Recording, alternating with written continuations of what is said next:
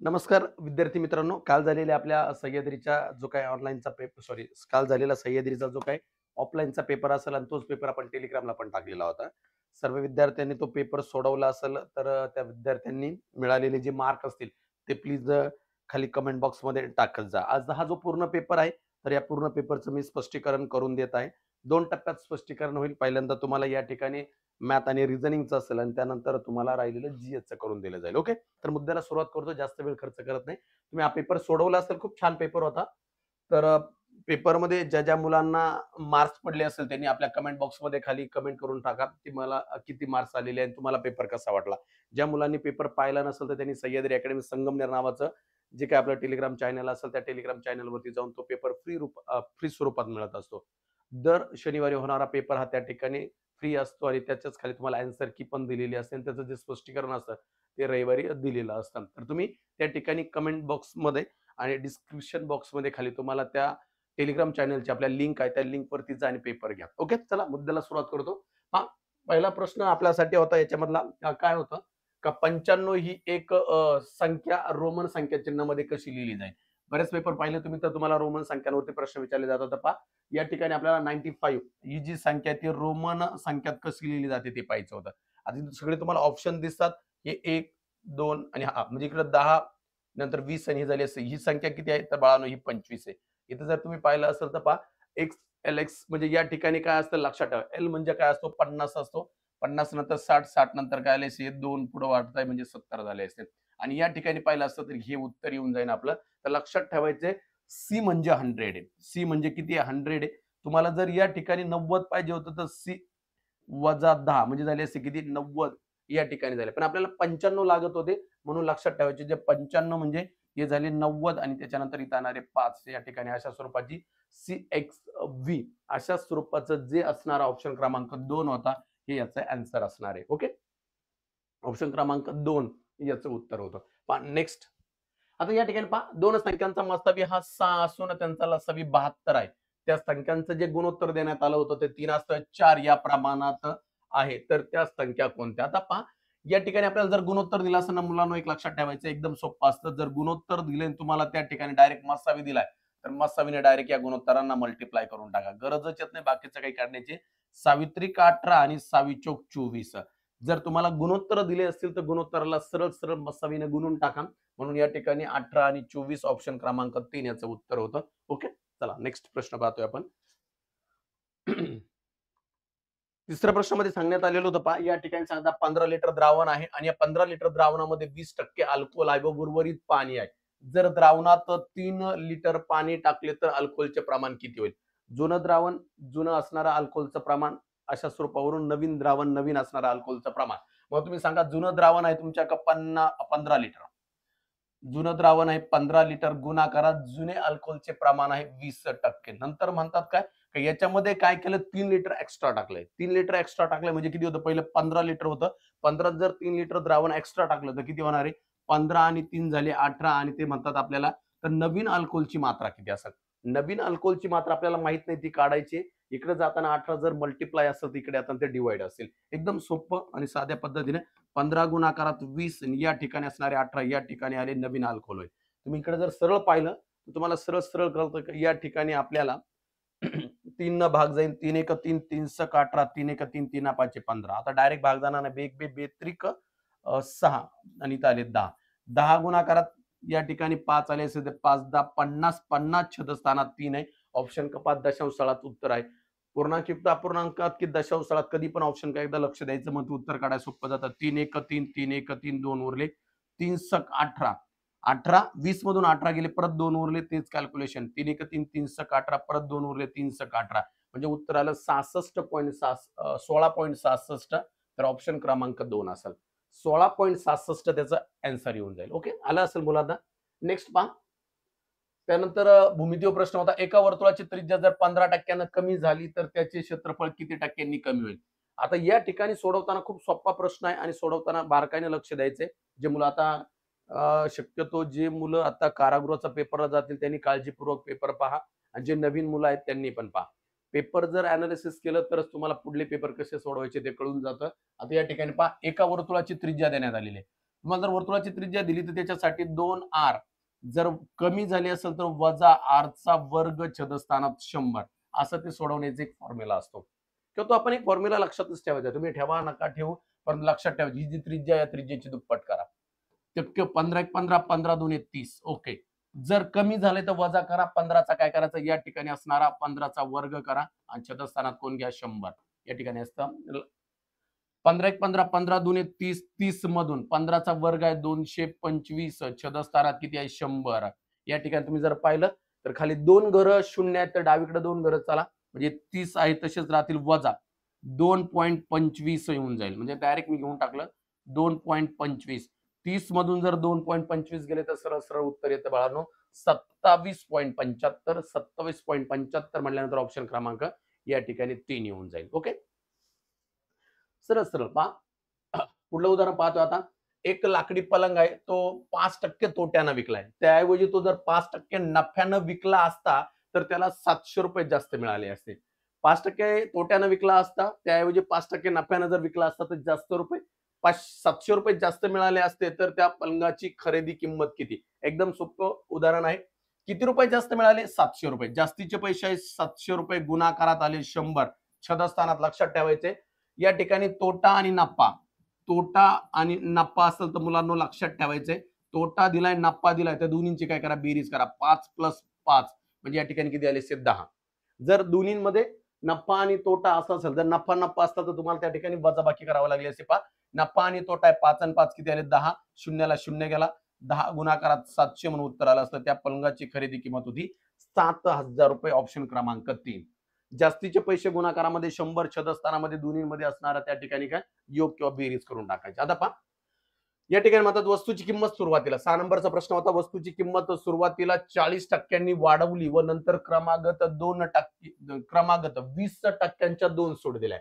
म्हणजे पहिल्यांदा वस्तूची किंमत किती माहित नाही नीट पाहून घ्या तर वस्तूची मूळ किंमत किती टक्क्यांनी घटली असेल या ठिकाणी म्हणतात वस्तूची मूळ किंमत मुलं या ठिकाणी थोडासा प्रॉब्लेम क्रिएट करतात पटपट सोडवतात आणि त्यानंतर गडबडी करतात. तर इथं पहा त्या ठिकाणी दिलेलं काय सांगता बाळांनो तर या ठिकाणी म्हणतात 40% वाढवली पण आपल्याला माहित नाही वस्तूची मूळ किंमत किती तर आपण त्यासाठी या ठिकाणी 100 ठेवतो आणि 100 गुणाकारात म्हणतात 40% वाढली 140 छेदस्थानात 100 त्यानंतर पुढे सांगण्यात आले क्रमागत 2 सूट दिल्या 2 सूट किती दिल्या 20% म्हणून 80 छेदस्थानात किती आले 100 परत 80 छेदस्थानात किती आले 100 आले राईट. आता जेवढे शून्य शून्य शक्यतो या साईडनं करा शून्याला शून्य गेला हा एक गेला हा पण गेला त्यानंतर हा एक गेला हा पण गेला त्यानंतर तुम्ही जर पाहिलं तर हा एक शून्य आणि हा एक गेला आणि हा पण गेला हा पण म्हणजे राहिला फक्त 10. आता या ठिकाणी आपण पाहिलं तर सरळ सरळ कळतं आपल्याला दशांश स्थळातच येणार आहे म्हणून आपण या ठिकाणी काय करू 14 1 14 14 7 98 14 8 112 म्हणजे पहा गुणाकार करू 14 गुणाकारात 8 गुणाकारात 8 आणि छेदस्थानात किती आले 10 कारण दशांश स्थळातच येणार आहे. लक्षात ठेवा 14 8 112 बाजूला करू आपण 14 8 112 गुणाकारात परत 8 घेऊन टाकू 8 1 8 8 2 16 चालेल 8 1 8 आणि 1 9 8 1 8 म्हणजे 89.6. आता काही मुलांनी 89.7 हेच उत्तर त्याचं लिहिलं पण उत्तर चूक आहे ते आपलं हे फायनल उत्तर नाही. या ठिकाणी आलेले 89.6 हे आपलं फायनल उत्तर नसणार आहे. आता बऱ्याच ठिकाणी मुलांनी 89.6 हे उत्तर मांडलं तर त्याचं कारण काय त्यांनी विचारलं होतं मूळ किमतीत किती टक्क्यांनी घट झाली. मूळ किमतीत किती टक्क्यांनी घट झाली मूळ किंमत आपली जरा वेळासाठी पाहिलं तर आपण किती होती 100 होती आणि 100 मधून कोण मायनस करायचे होते आपल्याला 89.6 मायनस करायचे होते आणि 89.6 जर याच्यातून मायनस केले तर उत्तर येत होतं बाळांनो 10.4 म्हणून याचं फायनली आन्सर आलं होतं 10.4. आता हे कॅल्क्युलेशन तुम्ही केलंय त्याच्यात मी वेळ घालवत नाही आणि तुम्ही वेळ घालवू नका कारण का तुम्हाला ऑलरेडी पेपर फक्त पाहायचा होता कसा आहे तुम्ही सोडवला असेल त्या ज्या ठिकाणी तुमच्या छोट्या छोट्या मिस्टेक झाल्या असेल त्याच्यावरून तुम्हाला अंदाज आला असेल. ओके पुढे पहा या ठिकाणी पहा खालील चौकोनात प्रश्नचिन्हाच्या जागी कोणती संख्या येईल. ओके आता या ठिकाणी आपल्याला यांचं जे काही रिलेशन आहे ते रिलेशन ओळखायचं होतं. पहा या ठिकाणी तुम्ही जर पाहिलं तर सरळ सरळ कळतंय हा जो 2 आहे या 2चा वर्ग या 3चा वर्ग आणि या 4चा वर्ग 2चा वर्ग 4 4 अधिक 4 या ठिकाणी किती झाले 16. या ठिकाणी तुम्ही जर पाहिलं असतं तर 4 चौक सॉरी गुणाकार 4 चौक 16 गुणाकार करायचा आहे. त्यानंतर हा 3चा वर्ग आणि हा 3 जर तुम्ही पाहिला असतं तर 3चा वर्ग झाला असता 9 9 गुणाकारात 9 9 9 81 झालं असेल. ओके त्याच्यानंतर इथं पहा 4चा वर्ग 16 आहे 16 गुणाकारात 16 म्हणजे काय ते उत्तर 256 म्हणजे पहिल्या ओळीतले जे काय अंक असतील या अंकांचा काय करायचा होता आपल्याला स्क्वेअर करायचा होता आणि तो स्क्वेअर केल्यानंतर तो स्क्वेअर करून या मधल्या अंकांबरोबर मल्टिप्लाय केला तर इकडलं उत्तर येऊन जातं. ओके, ठीक आहे. चला नेक्स्ट बाळांनो, आता या ठिकाणी पहा, खालील प्रश्नचिन्हातील संख्यांमधील समान संबंध ओळखायला लावला आपल्याला आणि प्रश्नचिन्हाच्या जागी यामध्ये कधी लक्षात ठेवा, या दोघांमध्ये जो रिलेशन असतो ना तोच रिलेशन या पुढल्या दोघांमध्ये असतो. ही गोष्ट खूप महत्वपूर्ण असते. या दोघांमध्ये असणारं जे रिलेशन आहे ना तेच रिलेशन या दोघांमध्ये असते. मग या ठिकाणी तुम्ही जर पाहिलं तर पहा, 4चं 80 बरोबर ज्या पद्धतीनं रिलेशन आहे तर 5चं रिलेशन पुढे काय असेल एकदम क्लिअर आहे. या ठिकाणी तुम्ही जर पाहिलं असतं ना, हा जो 4 आहे या 4चा वर्ग अधिक 4चा घन, 4चा वर्ग 16 आहे आणि 4चा घन 64 आहे. तर याची बेरीज किती आली? 80 आली. तर इथं पण तसंच पाहायचं होतं बाळांनो. पहा, 5चा तुम्हाला या ठिकाणी वर्ग आहे आणि अधिक 5चा तुम्हाला या ठिकाणी घन घ्यायचा आहे. 5चा जो काही वर्ग आहे तो 25 आहे आणि 5चा जो काही घन आहे तो 125 आहे. म्हणून उत्तर आलं असतं 150 आणि 150 म्हटल्यानंतर आपला ऑप्शन क्रमांक येतोय 3. ओके, ठीक आहे. आता पुन्हा म्हणतात, दोन समान लांबीच्या रेल्वे गाड्या एकाच दिशेनं जात असून त्या एका खांबाला अनुक्रमे 10 आणि 15 सेकंदात ओलांडतात तर त्या दोन्ही रेल्वे एकमेकांना किती वेळात ओलांडतील? त्या दोन्ही रेल्वे एकमेकांना किती वेळात ओलांडतील? आता या ठिकाणचं उदाहरण जरा वेगळ्या स्वरूपानं सोडवायचं होतं. तर पहा बाळांनो, लक्षात ठेवायचं होतं 2 गुणाकारात. पहिली 10 सेकंदात आणि दुसरी किती आहे? 15 सेकंदात. जर रेल्वे दोन्ही पण काय झालेलं आहे, दोन्ही रेल्वे हे एकाच दिशेनं धावत आहे. एकाच दिशेनं धावत आहे म्हणून या दोन्ही वेळांचं या ठिकाणी आपण सरळ सरळ काय करू शकतो, तर आपण काय करू शकतो या ठिकाणी वजाबाकी. 15 मधून 10 गेले असते तर इथे राहिले असते 5, कारण इथं बाजूला वाटलं असं करत जा तुम्ही. 15 मधून जर 10 गेले तर इथे राहिले 5. ओके, 5 एक 5, 5 दुने 10 करू, बेक बे बे दुने 4, 4 गुणाकारात 15, 15 एक 15, 15 चोक 60, 60 सेकंद आहे बाळा. सगळ्यात महत्वाचा मुद्दा असणार या ठिकाणी, एक मिनिट, हा या ठिकाणी काय दिलेलं आपल्याला 60 सेकंद. आता मुलांनी गडबड केली, इथं 60 मिनिट होते, मुलांनी डायरेक्ट उत्तर लगेच देऊन टाकलं. पण असं जमणार नाही, इथं 60 सेकंद आहे. हे तर खरे गुगलीचे प्रश्न असतात. 60 सेकंद म्हणजे किती होता, तर 1 मिनिट होता. 1 मिनिट म्हणल्यानंतर ऑप्शन क्रमांक 1 होतं. याचं उत्तर होतं ऑप्शन क्रमांक 1. ओके, नेक्स्ट पहा. एका बोटीने प्रवाहाच्या दिशेनं पाहता, एक जी बोट आहे ती बोट प्रवाहाच्या दिशेनं 21 किलोमीटर अंतर आणि प्रवाहाच्या विरुद्ध दिशेनं 15 किलोमीटर अंतर, सॉरी इथं अंतरी झालं, अंतर प्रत्येकी 3 तासात कापले तर त्या बोटीचा संत पाण्यातला वेग किती? म्हणजे बोट जी आहे प्रवाहाच्या दिशेनं जाते 21 किलोमीटर अंतर 3 तासात आणि प्रवाहाच्या विरुद्ध दिशेनं अंतर जाते 15 किलोमीटर अंतर 3 तासात. तर ते म्हणतात त्या बोटीचा संत पाण्यातला वेग किती? आता या ठिकाणी पहा, मी तुम्हाला शिकवलंय, तुम्ही जर युट्यूबलाही पाहिलं असेल तर पहा, US आणि D याचा अर्थ होतो प्रवाहाच्या विरुद्ध, याचा अर्थ होतो प्रवाहाच्या विरुद्ध, याचा अर्थ होतो प्रवाहाच्या दिशेनं. कोणाला जर नसेल माहित तर तुम्ही एकदा युट्यूब वरती जा, बोट आणि प्रवाह पहा. प्रवाहाच्या दिशेने आणि हा संत पाण्यातला आहे. हे कसं सोडवायचं मी तिथं पूर्ण स्पष्ट केलेलं आहे, त्यामुळे आता मी परत त्याच्यावर काही बोलत नाही. आता या ठिकाणी त्यांनी सांगितलं प्रवाहाच्या बोटीच्या दिशेनं इकडं 21 किलोमीटर अंतर जायचंय आणि ते किती जातं? 3 तासात. इकडं किती आहे? 15 किलोमीटर अंतर जायचं आणि ते जाते 3 तासात. ओके, तर मग आपल्याला पहिल्यांदा हा मुद्दा काढावा लागेल. प्रवाहाच्या दिशेनं जाताना, प्रवाहाच्या विरुद्ध दिशेनं जाताना बोटीचा असणारा तासी वेग किती? कारण तासी वेग पाहिजे असो म्हणून 3 एक 3, 3 5 15, 3 एक 3, 3 7 21, म्हणजे सरळ कळलं आपल्याला. प्रवाहाच्या विरुद्ध दिशेनं जाताना 5 किलोमीटर प्रति तास आहे आणि प्रवाहाच्या दिशेनं जाताना 7 किलोमीटर प्रति तास आहे बाळांनो. पहा, लक्षात ठेवा. आपल्याला संत पाण्यातला विचारलाय तर हे दोन्ही जे अंक आहेत त्या दोन्हीची फक्त बेरीज करायची आपल्याला. 5 + 7 आणि छेदस्थानात 2 घ्यायचे संत पाण्यातला वेग काढताना. 7 आणि 5 किती झाले? तर या ठिकाणी 12 झाले आणि 12ला 2 न भागून टाका. बेक बे बेसक 12.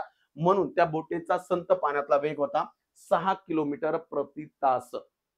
6 किलोमीटर प्रति तास. ओके, म्हणजे तुम्हाला खरंच गणित आवडले असेल, तुम्हाला पेपर आवडला असेल तर प्लीज माझी खूप वेळा तुम्हाला विनंती असते की तुम्ही खाली त्या ठिकाणी जो काही व्हिडिओ असेल त्याला लाईक करा आणि 100% तुम्ही त्या ठिकाणी कमेंट करत जा का पेपर कसा होता, त्याच्यानंतर तुम्हाला दिलेलं एक्सप्लेनेशन कशा स्वरूपाचं आहे.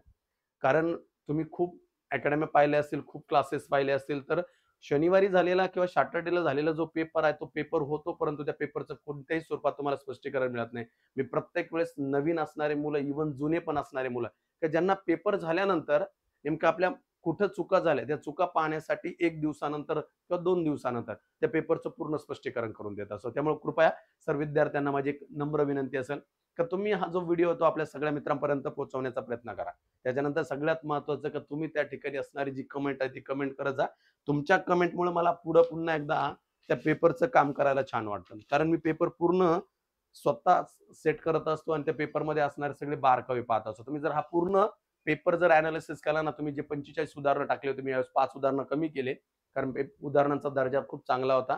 तर या 45 उदाहरणांपैकी तुम्ही पाहिलं तर जवळ-जवळ 42 चॅप्टरवरती मी प्रत्येक प्रश्न टाकलाय. फक्त त्या ठिकाणी माझ्या माहितीप्रमाणे फक्त सरळ व्याजावरती 2 उदाहरणं टाकलेले, बाकी प्रत्येक चॅप्टरवरती एक प्रश्न आहे. म्हणून सांगण्याचं तात्पर्य तुमच्याकडून अपेक्षा एवढीच आहे का तुम्ही त्या ठिकाणी फक्त एक कमेंट करावी, लाईक करावं आणि आपल्या मित्रांपर्यंत आपला हा व्हिडिओ शेअर करत जावा. ओके. पुन्हा एकदा आपल्या मुद्द्यावरती येतोय पहा. या ठिकाणी पहा. खालील प्रश्नात गणिती चिन्ह अर्थानं वापरली आहेत ते लक्षात घेऊन त्या प्रश्नचिन्हांच्या जागी येणारा योग्य पर्याय निवडायचा होता आपल्याला. कॅल्क्युलेशन या ठिकाणी आपल्याला काय करायचं होतं? सरळ गुणाकार दिसतो म्हणजे गुणाकारनं या ठिकाणी काय दिलेलं आहे? तर गणिती चिन्ह भिन्न अर्थानं दिलेले आहे.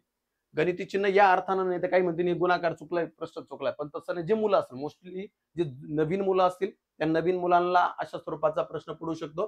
तर या ठिकाणी दिलेलं काय? गणिती चिन्ह भिन्न अर्थानं दिलेले आहे आणि त्या भिन्न अर्थानं दिल्यानंतर तुम्हाला या ठिकाणी काय करायचंय पहा बाळांनो. तर या ठिकाणी तुम्ही जर पाहिलं तर या ठिकाणी 3चा वर्ग आणि 5चा वर्ग आहे. 3चा वर्ग आहे 9 आणि 5चा वर्ग आहे 25. यांची जर बेरीज केली तर 34 आहे.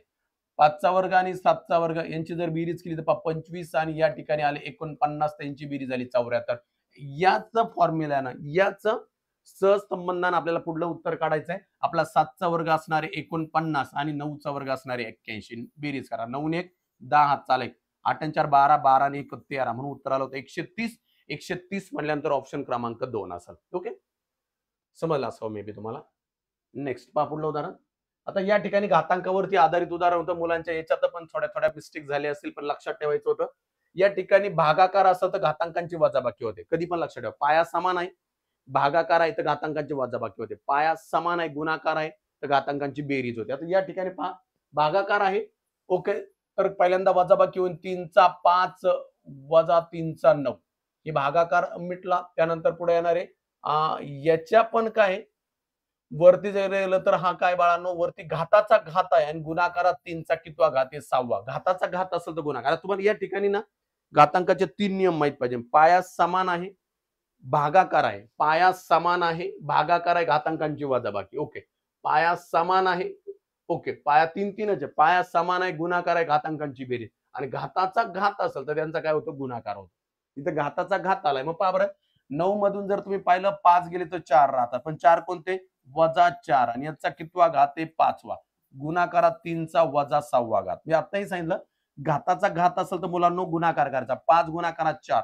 3चा -20 घात गुणाकारात 3चा -6 घात. गणिताच्या नियमानुसार काय बाळांनो 3 गुणाकारात 3 आणि काय आहे तर वरती घात आहे. जर पाया समान आहे गुणाकार आहे तर घातांकांची बेरीज होते.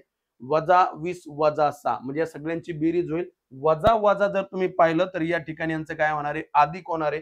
पहिलं 20 रुपये कर्ज होतं परत 6 रुपये कर्ज आलं म्हणजे टोटल कर्ज झालं वजा 26 म्हणून उत्तर येते 3चा -26 घात. 3चा -26 घात म्हटल्यानंतर याचं उत्तर येते ऑप्शन क्रमांक 1. मे बी तुम्हाला बेस समजलं असावं कोणत्या स्वरूपाची अडचण नसेल. ओके. आता इथे एकदम सोपं उदाहरण होतं.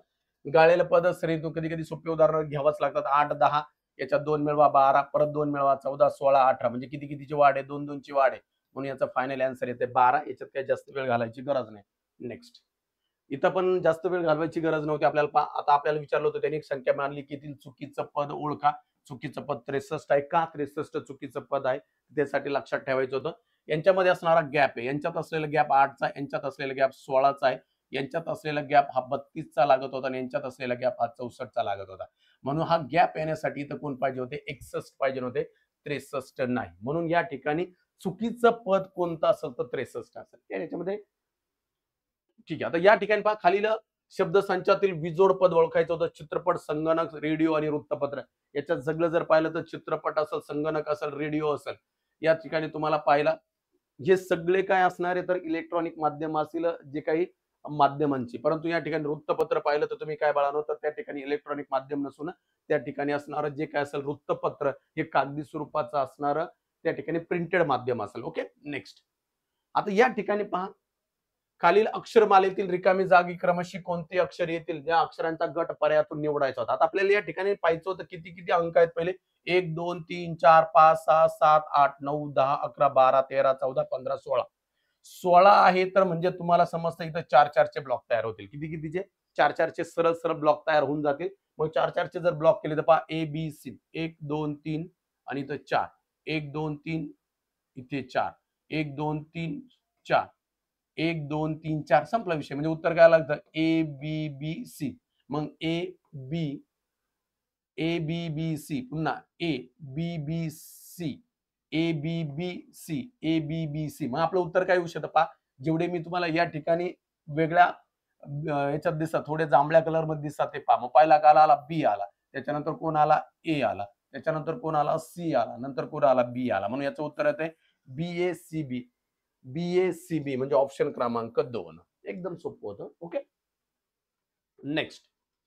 खालील गटात बसणारे पद ओळखावं त्याचा अचूक पर्याय निवडा. तांबे, तांबे, सोने, लोखंड आणि सरळ उत्तर होतं याचं काय? पारा. एकदम इझी होतं नॉट. त्याच्यामध्ये एवढं प्रॉब्लेम सारखं काय नव्हतं. त्याच्यात पहा खालील प्रश्नांत पहिल्या पदाचा दुसऱ्या पदाशी जो संबंध दर्शवलेला असेल, चौथ्या पदाशी संबंध लक्षात घेऊन खालीलपैकी प्रत्येक प्रश्नचिन्हाच्या जागी येणारा पर्याय निवडायचा. एकदम सोपं होतं, काय नाही. आपली जी काही वर्णमाला आहे ना, वर्णमालेत जर तुम्ही पाहिलं ना, बी नंतर एच हा कितव्या नंबरला आहे? 6व्या. त्यानंतर जी नंतर कोण येणार आहे? 6 नंबरला हे चेक करायचं होतं. आता तुम्ही ही वर्णमाला पाहू शकता. बी नंतर जर पाहिलं A B C C D E F G H. H कितव्या नंबरला आहे? 6व्या नंबरला आहे. तसंच स्वरूपाचं जी पासून पुढे जायचं तुम्हाला. आणि या ठिकाणी जर तुम्ही पाहिलं तर 6व्या नंबरला कोण येतोय? यम येतोय. म्हणून या ठिकाणी ऑप्शन क्रमांक किती येणार? याचा 3 येणार आहे. एकदम इझी. याच्यामध्ये काही जास्त वेळ घालायची गरज नाही. पहा आता. हा नळ एका टाकीचा. नळ कोणता दिला? हा पहिला आहे. आणि दुसरा नळ आहे ब. नळ आणि ब नळ. काय म्हणणं यांचं? हा नळ एका टाकीचा 1/4 भाग 5 तासात भरतो. ब नळ त्याच टाकीचा 1/5 भाग 6 तासात भरतो. तर ती टाकी किती तासात भरेल? 2 नळ आहे. टाकीला 2 नळ आहे. पहिला नळ आहे. तो एका टाकीचा 1/4 भाग किती तासात भरतो? 5 तासात भरतो. ब नळ त्याच टाकीचा 1/5 भाग किती तासात भरतो? 6 तासात भरतो. अशा स्वरूपाचं मांडणी केली तुम्ही एकदम सायलेंट मध्ये. फक्त लक्षात ठेवायचं याचा गुणाकार व्यस्त करा. 1/4चा गुणाकार व्यस्त होणार आहे 4 आणि 1/5चा गुणाकार व्यस्त होणार आहे 5 छेदस्थानात 1. 1 कधी लिहितच नाही आपण, म्हणून लक्षात ठेवायचं. इथं 5 1 5 5 चोक 20 आलं. 6 1 6 6 पंच 30 आलं. आलं 30 आणि 20. आता पहिला नळ दुसरा नळ आपण कसंही पण मांडू शकतो. असं लिहिलं तरी चालेल किंवा तुम्ही हा लिहिला या ठिकाणी पहिला नळ आणि हा दुसरा नळ असं मांडलं तरी चालेल. पहिला नळ 20 दुसरा नळ 30 झालं. काय असंही पुढे गेलं असं तरी जमलं असतं, पण एक चला 30 आणि 20चा जर कॉमन फॅक्टर म्हणजे लसावी येणार. 30 दुने 60. 30 हा पा सगळ्यात मोठा 30 आहे. 20 न जर या ठिकाणी तुम्ही पाहिलं 20 न 30 ला भाग जात नाही, पण 30च्या पुढला अंक 30 दुने 60 आहे आणि 60 ला दोन्हींनी भाग जातो, म्हणून 60 यांचा काय झाला? लसावी. एलसीएम झाला. राईट. मग पहा 20 एक 20 20 त्रिक 60. 30 एक 30 30 दुने 60. आता हे तुम्हाला येतंय असं मी गृहीत धरू नये.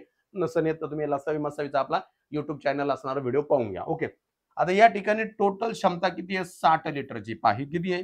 टोटल क्षमता आहे 60 लिटरची. नळ हा 3 एका मिनिटाला 3 लिटर पाणी टाकतो आणि ब नळ एका मिनिटाला किती लिटर पाणी टाकतो? 2 टाकतो. मिनिटच दिले ना, तास आहे तास आहे. ओके. तर या दोन्हीची बेरीज करा. 3 आणि 2 किती झाले? 5 झाले. 5 ने या ठिकाणी भागून टाका. 5 एक 5 5 एक 5 1 उरला. 5 दुने 10 म्हणून उत्तर किती आलं? 12 12 म्हटले ऑप्शन क्रमांक 3. एकदम सोपं आहे. चला ठीक आहे. नेक्स्ट. आता या ठिकाणी पहा प्रश्न काय होता? एमचा वर्ग या ठिकाणी तुम्ही जर पाहिलं तर भागाकारात 9 आहे आणि पुढे जाताना मग इथलं आहे तसंच राहून देईन आपलं. एमचा वर्ग अधिक मुलांनो 18 तसंच ठेवा. या ठिकाणी जर 9 भागाकारात आहे तिकडे जाताना तो काय होईल? गुणाकारात. 3 गुणाकारात 9. 9 त्रिकी झाले 27 झाले. मग या ठिकाणी पहा एमचा वर्ग अधिक 18 बरोबर 27. या ठिकाणी तुम्हाला काय दिसतंय? तर या ठिकाणचे 18 अधिक आहे तिकडे जाताना ते काय होतील? वजा होतील. म्हणून एमचा वर्ग बरोबर 27 मधून जर तुम्ही या ठिकाणी 18 मायनस केले तर इथं बरोबर एमचा वर्ग बरोबर 9 आले. गणिताचा एक नियम आहे. इथं जर वर्ग आहे तिकडे येताना काय होणार आहे? वर्गमूळ होणार आहे. म्हणून एम बरोबर वर्गमुळात आले 9 आणि 9 म्हणजे कोणाचं वर्गमूळ आहे? 3चं. म्हणून या ठिकाणी उत्तर आलं 3. ओके. छान. म्हणजे या पेपरला माझ्याकडे मिळालेल्या माहितीनुसार आतापर्यंत 86 वाला पहिला आहे. ठीक आहे. पेपर मार्केटमध्ये पेपर पाहिले तर 18 ते त्या ठिकाणी 18,300 मधून किंवा बाकीच्या बऱ्याच पुस्तकातून पेपर काढले जातात सगळे, म्हणजे जे काय आलेले. परंतु माझं म्हणणं असतं की मुलांना थोडे नवीनही प्रश्न मिळाले पाहिजे, जेणेकरून त्यांचा अभ्यासाची जी पद्धत आहे ती पद्धत अजून सुधारली पाहिजे. म्हणून लक्षात ठेवा पेपर अवघड नसतो, पण आपण त्या प्रश्नाकडे कधी गेलेलो नसतो, म्हणून आपला तो थोडासा प्रॉब्लेम होतो. पण आपण सगळ्या प्रश्नांचं अनालिसिस व्यवस्थित केलं पाहिजे. पुन्हा एकदा मुद्द्यावरती येतो पहा.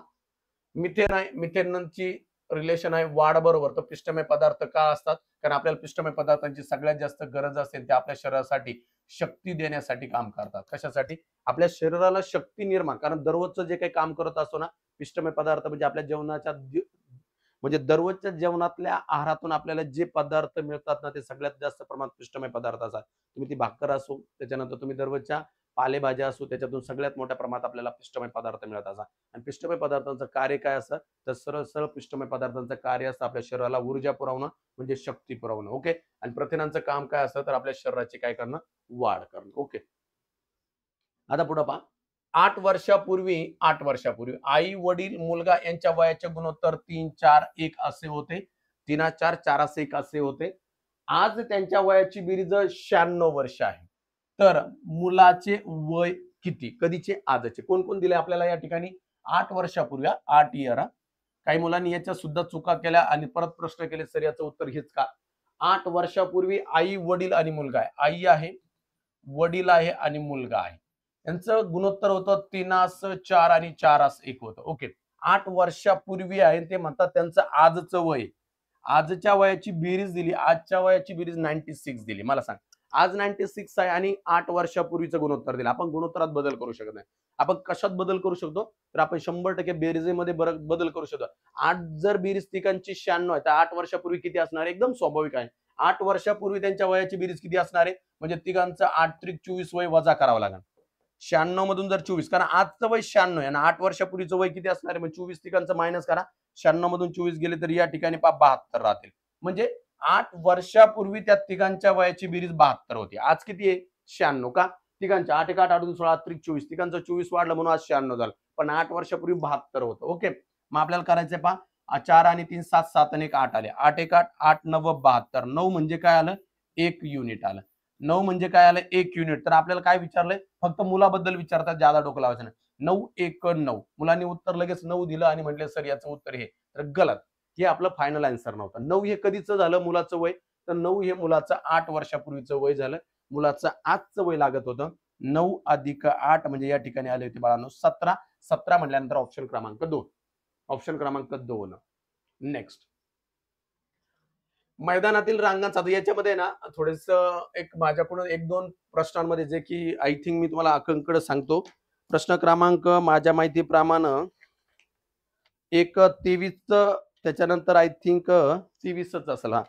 त्यानंतर 29 आणि प्रश्न क्रमांक 36 यांचे जे ऑप्शन होते ना, त्या ऑप्शन मध्ये थोडीशी मिस्टेक झाली होती, पण नंतर मी टेलिग्राम चॅनलवरती टाकून दिलं होतं. तर या प्रश्नांच्या जे काही पर्याय त्यांच्यामध्ये थोडासा दोष आहे, तर तुम्ही तो क्लिअर केला असावा. फक्त त्याच्याबद्दल थोडीशी दिलगिरी, कारण तो प्रश्न सोडवताना मुलांना 2-3 वेळा या ठिकाणी 63 आलं, जास्त वेळ गेला असं, त्याबद्दल दिलगिरी व्यक्त करतो. थोड्याशा गडबडीमुळे ते राहून गेलं.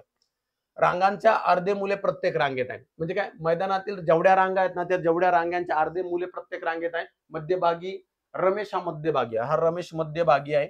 याच्या पुढे 4 आहे, पाठीमागे 4 आहे. म्हणजे या रांगेत टोटल मुलं किती झाले?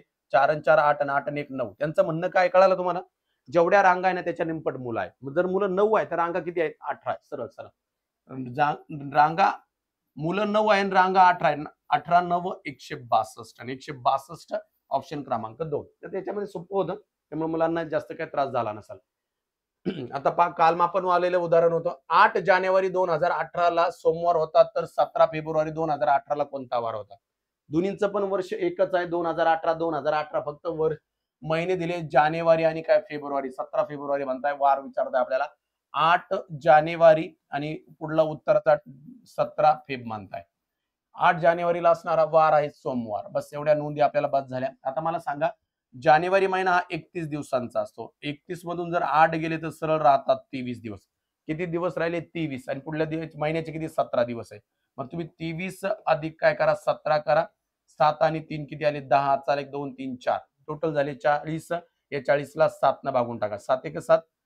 7 5 35. 7 5 35 झाले. बाकी किती उरली? या ठिकाणी तुम्ही जर पाहिलं तर बाकी उरली 5. बाकी जर 5 उरली तर चला, वार होता सोमवार पहिला, मंगळवार, बुधवार, गुरुवार, शुक्रवार आणि शनिवार. म्हणून उत्तर काय येणार आहे? शनिवार. या प्रश्नाचं अचूक उत्तर आहे शनिवार.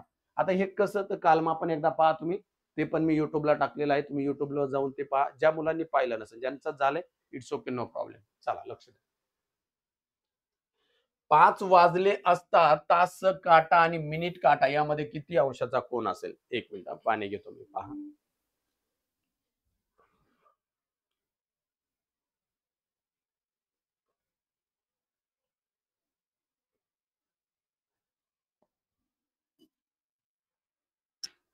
पहा, 5 वाजले असता तास काटा आणि मिनिट काटा यांच्यामधील कोन किती अंशाचा असेल? मग पहा, याच्यासाठी एक फॉर्म्युला असतो बाळांनो, लक्षात ठेवायचा आहे. 30 गुणाकारामध्ये h मायनस 11 छेदस्थानात 2 m, म्हणजे m म्हणजे मिनिट आणि h म्हणजे तास.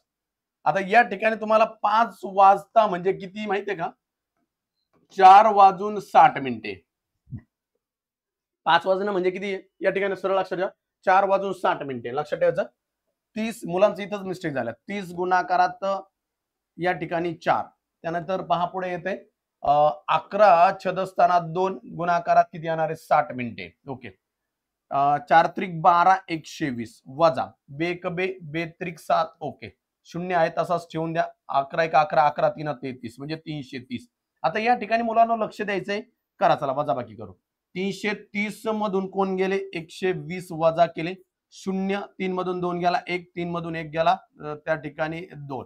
इथं 210 आलं, परंतु 210 आलं तर 210 कधीच येत नाही, कारण 180 च्या वरती कसं समजणार. म्हणून लक्षात ठेवायचं, जेवढे 180 च्या वरती कोणताही पण अंशाचा काटा येऊ किंवा अंश येऊ, त्यावेळेस लक्षात ठेवायचं, तर ते काय करायचं असतं, सरळ सरळ या ठिकाणी 360 मधून मायनस करून टाकायचं. पहा, 180 च्या वरती आलं की कधी पण लक्षात ठेवायचं, ते 360 मधून मायनस करा. 360 वजा 210 या ठिकाणी राहिले 0, 6 मधून 1 गेला 5, त्यानंतर 3 मधून 2 गेले 1 म्हणून उत्तर आलं 150 अंश. इथं खूप आयएमपी मुद्दा आहे मुलांनो, का जर 180 पेक्षा जर जादा आलं, तर 180 पेक्षा जेव्हा जादा येईल किंवा जास्त येईल, त्यावेळेस काय करायचा, तो अंक समजा 210 आहे तर किती मधून वजा करायचे? 360. मग त्यावेळेस येणारं उत्तर किती असणार आहे? 150 येईल. बऱ्याच जणांनी याच्यामध्ये थोडी गडबड केली असेल, याची मांडणी पण जमली नसेल, म्हणून मी पूर्ण घेतलं होतं.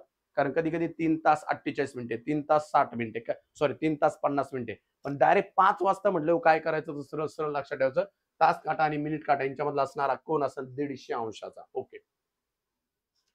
पहा आता यांनी उदाहरण पाहिल्यानंतर मुलांना खूप घाबरल्यासारखं झालं असं, अजिबात टेन्शन घ्यायचं नव्हतं. एकदम सोपंच उदाहरण होतं याच्यामध्ये सुद्धा. एक मोटार कार दक्षिणेकडून उत्तरेकडे जात आहे. चला, मोटार कार इथून निघली. ही मोटार कार इथून निघली, दक्षिणेकडून निघली, कारण तुम्हाला माहिती आहे या दिशा आहेत. ही आहे उत्तर, ही आहे दक्षिण, ही आहे पूर्व, ही आहे पश्चिम. ओके. आणि या उपदिशा आहेत. ही आहे ईशान्य, ही आहे नैऋत्य, ही आहे वायव्य, बाळांनो ही आहे आग्नेय. या दिशा पाठ एकदम इझी आहे, त्याला काही विशेष दम नाही. आता आपण पाहतोय दक्षिणेकडून गाडी कुठं चालली? उत्तरेकडे चालली. आणि दक्षिणेकडून गाडी उत्तरेकडे जात आहे. उत्तरेकडे जाताना काय म्हणतात ते, ती 45 अंशात कोनात वळाली. आता तिचा जाण्याचा दिशा अशी होती, परंतु ती 45 मध्ये वळाली, म्हणजे ती अशी वळाली. कारण हा पूर्ण वळ म्हणजे 90 अंशाचा कोन आहे. जेव्हा ती इथं झालेला कोन किती? 45 अंशात वळाली. घड्याळाच्या दिशेनं म्हणतात. घड्याळाच्या दिशेनं म्हणजे या ठिकाणी अशा स्वरूपाचा वळाली व डी अंतर धावते. नंतर ती पुन्हा 90 अंश कोनातून वळाली. मला सांगा, आता 90 जायचं म्हणजे डायरेक्ट काटकोन होणार आहे या साईडला, म्हणजे ही दिशा या ठिकाणी झाला हा 90 अंशाचा कोन. म्हणजे आता पहिल्यांदा जात होती ती ईशान्येला, आणि ईशान्येनंतर डायरेक्ट 90 मध्ये वळाली, म्हणजे ती जाऊ राहिली आता आग्नेयला. कोणत्या दिशेला जाऊ राहिली? आग्नेयला.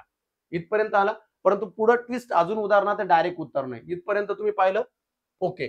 व डी धावते. नंतर ती 45 अंश कोनातून घड्याळाच्या काट्याच्या, इथं महत्वाचं होतं, विरुद्ध दिशेनं वळते. आता इकडं जाते, इथपर्यंत घड्याच्या काट्यानं होती, इकडे 45 अंश सोडून डायरेक्ट 90 अंश घड्याच्या काट्याच्या मापानं, पण नंतर ती घड्याच्या विरुद्ध गेली 45 अंश. हा जर 90चा आहे तर याच्या निमपट किती? हा 45 अंशाचा आहे. पुन्हा ही काय झाली? वापस गेली. वापस गेल्यानंतर ते म्हणतात ही कोणत्या दिशेला जात आहे? कोणत्या दिशेला आहे? सरळ सरळ ही दिशा कोणती आहे? पूर्व. या ठिकाणी जात आहे ती पूर्वेला. पूर्वेला म्हणजे ऑप्शन क्रमांक 2. खूप सोपं उदाहरण आहे. फक्त एवढं पाहिल्यानंतर मुलांना टेन्शन आलं का बाबा हे उदाहरण इतकं मोठं आहे. त्यामुळे लक्षात ठेवायचंय, अभ्यास करताना का उदाहरण किती मोठं असो, फक्त आपल्याला ते सोडवायचं, सॉल्व्ह करायचं, टेन्शन घ्यायचं नाही. ओके, समजलं असेल तुम्हाला. नेक्स्ट, हे पण उदाहरण तसंच होतं. इथं पण मुलांना थोडं टेन्शन आलं असं, पण अजिबात टेन्शन घ्यायचं नाही.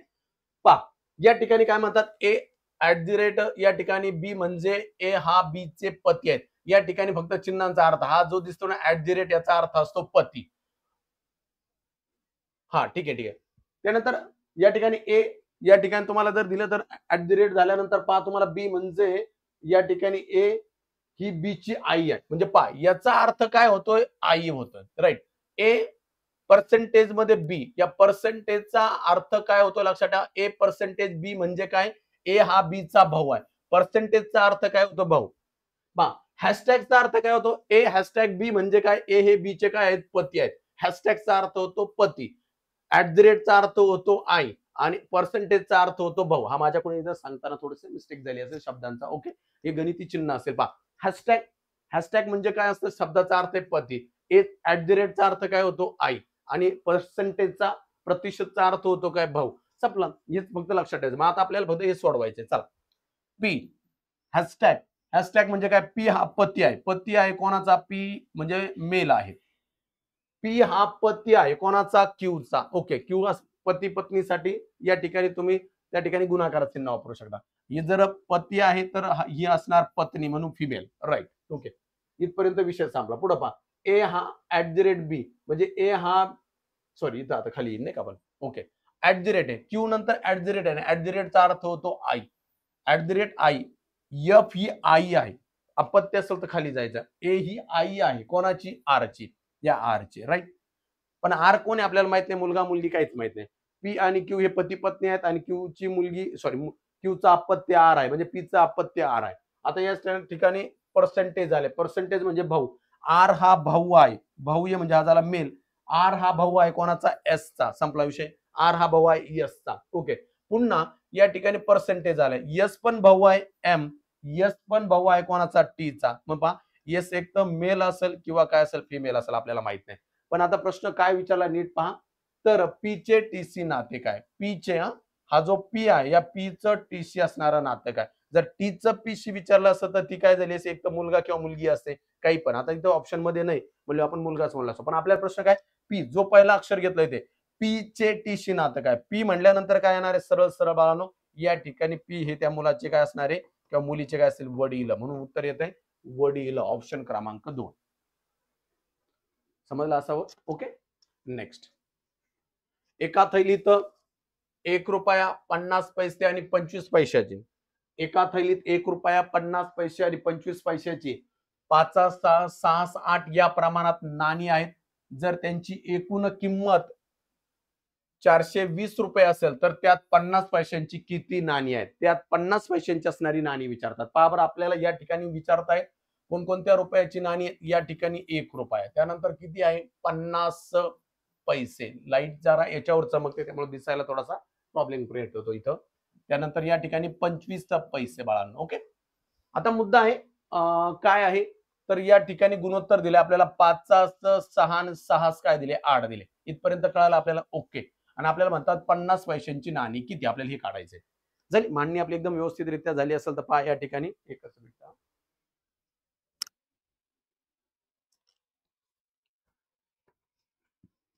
ओके, आता या ठिकाणी मांडणी झाली असेल तर मला सांगा, 1 रुपयाची जर नाणी आहेत किती, 5, तर किती पैसे होणार, 500.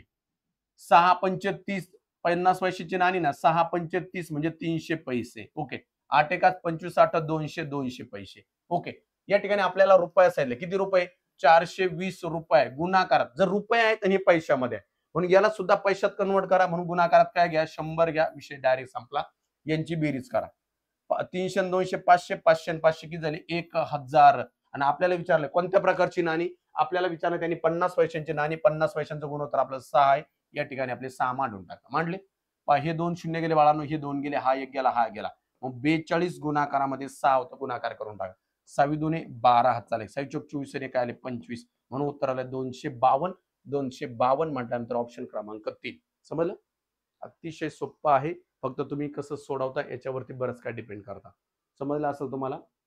पुन्हा एकदा तुम्हाला सर्व विद्यार्थ्यांना माझी तीच विनंती असेल का तुम्ही प्लीज, तुम्हाला जर क्लास छान वाटत असेल तर कमेंट करा, लाईक करा, आपल्या मित्रांपर्यंत हा व्हिडिओ पोहोचवण्याचा 100% प्रयत्न करा. आणि जे मुलं नंतर पाहत असतील तर त्यांना सांगणं असेल का हा जो पेपर असेल तुम्हाला दर शनिवारचा पेपर हा आपल्या सह्याद्री अकॅडमी संगमनेर नावाचा जे काही टेलिग्राम चॅनल असेल त्या ठिकाणी आपल्याला तो फ्री मिळत असतो. त्या ठिकाणी तुम्ही तो पेपर पहा.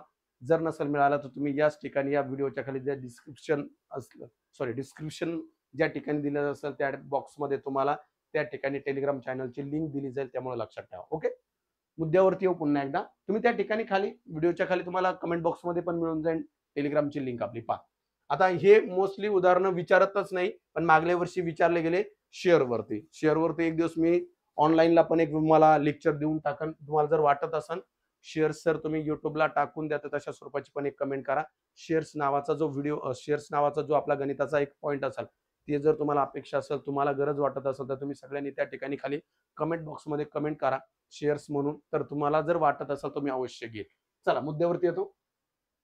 विजयने 10 रुपये दर्शनी किमतीच्या 65 रुपये बाजार भावाच्या 150 शेअरची विक्री 2% दलाली देऊन विक्री केली, तर या विक्रीतून त्याला किती रुपये रक्कम मिळाली? आता याला त्या ठिकाणी यातला प्रश्न तुमचा थोडा चुकला होता माझ्याकडून. त्या ठिकाणी ना प्रश्नाचं जे आन्सर आहे ना ते थोडंसं चूक आलं होतं, पण इट्स ओके. चला, या ठिकाणी शेअरची दर्शनी किंमत एक तर 1 रुपया, त्यानंतर एक 5 रुपये, 10 रुपये असू शकते एक दर्शनी किंमत. आता या ठिकाणी दर्शनी किंमत दिली 10 रुपये ऑलरेडी, पण त्याचा बाजारभाव सध्या 65 रुपये. बाजारभाव 65 रुपये असताना किती टक्के दलाली द्यायची? 2% दलाली. मग मला सांगा 65 वरती 2% दलाली आहे. 2% दलाली आहे, तर पहा 2% काढून घेऊ आपण. या ठिकाणी पहा, बे एक बे किंवा 5 एक 5, 5 2 10 0, 5 एक 5, 5 त्रिक 15. ओके, या ठिकाणी झालं बे एक बे, बे एक बे म्हणजे काय आलं असतं 1.3. म्हणजे या ठिकाणी पहा 13 छेदस्थानात 10 आहे, म्हणजे 1.3 रुपये एका शेअरवरती दलाली. किती बाळांनो? एक शेअरवरती 1.3 रुपये दलाली, आणि इथं शेअरचा भाव आहे 65 रुपये. त्याला दलाली द्यावी लागते 1.3. म्हणजे या ठिकाणी एका शेअरचा भाव झाला 66.3 रुपये. किती झाला? कारण 65 रुपये त्याचा बाजार भाव. विथ तुम्हाला दलाली द्यायची ब्रोकरला, जे काय असेल ऍप्लिकेशन ब्रोकरच्या माध्यमातून काम करतात त्याला तुम्हाला 1-3 किती 2% दलाली द्यायची. 65 व 2% दलाली आहे, इथं 10 वन आहे. तर 65 व 2% दलाली आहे. दलाली दिल्यानंतर या ठिकाणी 66.3 रुपयाचा एक शेअर झाला. आणि त्यांचं म्हणणं असे किती शेअर्स घ्यायचे? तर 150 शेअर्स विक्री केली त्यांनी. मग पहा विकलेले 66.3 गुणाकारात 150 शेअर्स विकलेले आहे. या ठिकाणी दशांश स्थळ कट म्हणून एक शून्य पण कट. 15 त्रिक 45, 7 आले 4, 15 सक 90, 90 आणि 4 94, 5 आले 9, 15 सक 90, 90 आणि 9 99, म्हणून 9,945 याचं उत्तर येणं अपेक्षित होतं. 9,945. पेपरमध्ये माझ्याकडून चुकून या ठिकाणी 9,955 का काहीतरी झालं होतं, त्यामुळे तो माझा एक मिस्टेक होती, त्याबद्दल दिली तरी. परंतु या ठिकाणी याचं ऍक्युरेट उत्तर होतं पहिला पर्याय ऑप्शन क्रमांक 1. आणि शेअर खरंच मी तुम्हाला आता पण बोललो, शेअर चॅप्टर वरती आता उदाहरणं यायला लागली, कारण भारत आंतरराष्ट्रीय स्तरावरती 4थ्या क्रमांकाची त्या ठिकाणी असलेली सत्ता बनलेली आहे या शेअर मार्केटमध्ये. म्हणून ज्या ठिकाणी शेअरवरती प्रश्न यायला सुरुवात झाली, तुम्हाला जर वाटत असेल शेअर चॅप्टर सर तुम्ही एकदा युट्यूबला घ्या, तर मी युट्यूब वरती त्याचा एक व्हिडिओ टाकून देईल, पण त्याच्यासाठी तुम्ही खाली कमेंट करणं अपेक्षित आहे. ओके, चला पुन्हा आपल्या मुद्द्यावरती येऊ. ओके, आता हा एक प्रश्न होता, एकदम छान प्रश्न होता. खालील दिलेल्या प्रश्नात आकृतीच्या आधारे द्यायचे आहेत की आकृतीतील त्रिकोण डॉक्टरचे प्रतिनिधित्व करतो. हा जो त्रिकोण आहे ना त्रिकोण, तर त्रिकोण कशांचं? डॉक्टरचं प्रतिनिधित्व करतो. वर्तुळ जे दाखवताना हे वर्तुळ, तर या ठिकाणी ते खेळाडूंचं प्रतिनिधित्व करताना. आयत जो आहे ना तो कलाकार दाखवतो. आयत कलाकार, वर्तुळ खेळाडू आणि डॉक्टर काय प्रतिनिधी. तर त्यांचं म्हणणं होतं आकृतीत कोणता अंक असा आहे तो डॉक्टर दर्शवतं, जे खेळाडू पण आहेत आणि कलाकार पण आहेत. अशा खेळाडू पण आहेत आणि कलाकार पण आहेत. त्रिकोण म्हणजे काय? तर त्रिकोण म्हणजे काय? या ठिकाणी असणारे डॉक्टर आहे. वर्तुळ म्हणजे खेळाडू आहे आणि आयत म्हणजे काय? कलाकार आहे. तर या ठिकाणी तिन्हींमध्ये असणारा यातला एकच अंक दिसतोय. पहा तुम्ही, हा जर त्रिकोण पाहिला तुम्ही, तर हा त्रिकोण आहे. या त्रिकोणात असणारे बरेच अंक दिसतील. हा आहे वर्तुळ. या वर्तुळात असणारे अंक आता फक्त राहिले किती? त्रिकोण आणि वर्तुळाचा जर तुम्ही विचार केला, पहा हे वर्तुळ आहे आणि हा त्रिकोण आहे. हा त्रिकोण आणि वर्तुळाचा फक्त आपण या ठिकाणी आता विचार केला तर याच्यात 4 आणि 5 राहिला.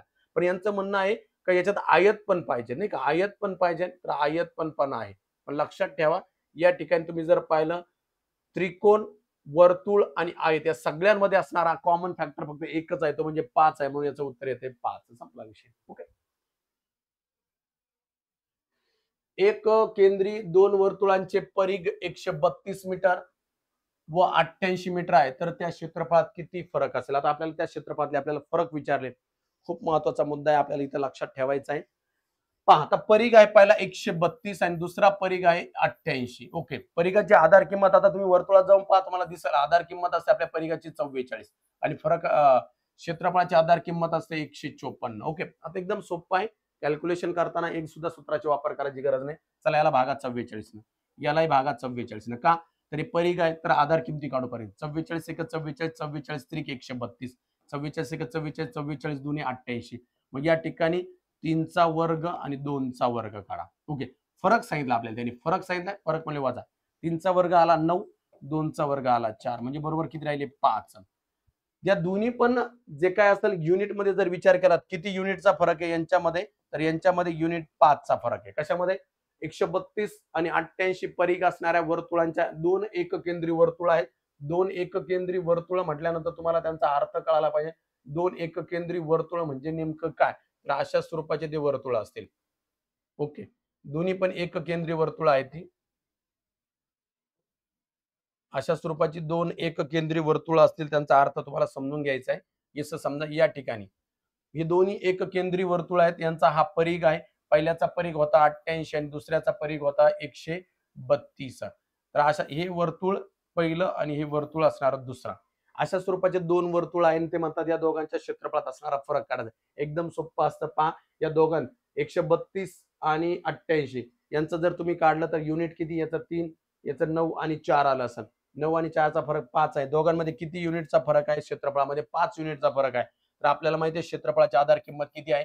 154. तर 154 ला 5 न गुणून टाका. चला कितीचा फरक येईल? 5 चोक 20, 7 आले 2, 5 5 25, 25 आणि 2 27, 7 आले 2, 5 1 5, 5 आणि 2 7, म्हणून उत्तर आलं 770. ऑप्शन क्रमांक 3.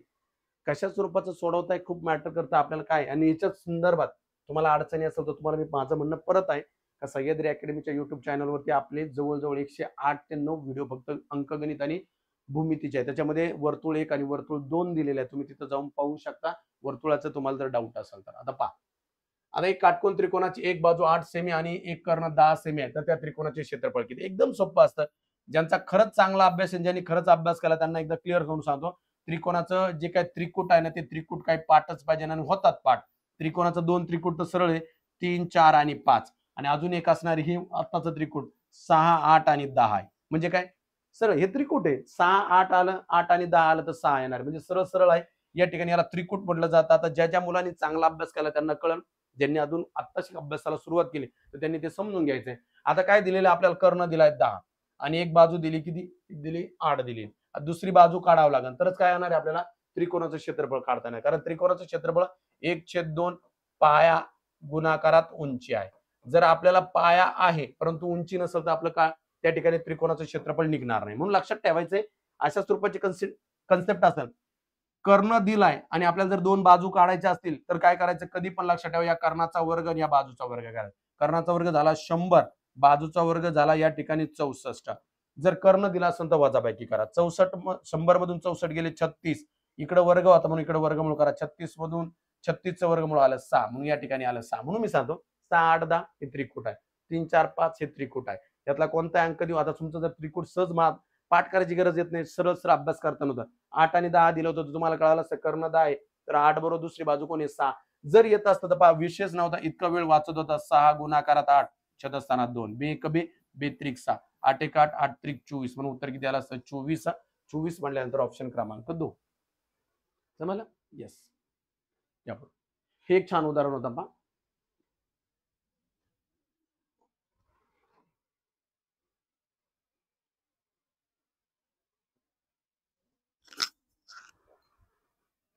ओके, चला या ठिकाणी तुम्ही जर पाहिलं ना तर ही एक गोष्ट क्लिअर लक्षात ठेवायची. या ठिकाणी एकदम सोपं असतं. 225 एक 225 पहा, 225 एक 225 अधिक x मांडा आणि छेदस्थानात आले 225. हे आहे वर्गमुळात बरोबर पुढे काय म्हणतात तर 16 छेदस्थानात 15 आहे. इथपर्यंत तुम्ही आलात? एकदम क्लिअर आहे. हे वर्गमुळात चिन्ह कट करून आपण डायरेक्ट इकडे देऊन टाकू, म्हणजे यांचा डायरेक्ट वर्ग होईल. म्हणजे सरळ सरळ कसं होईल पहा या ठिकाणी. तर या ठिकाणी राहिले 225 अधिक x छेदस्थानात 225 बरोबर झाला 16 छेदस्थानात 15.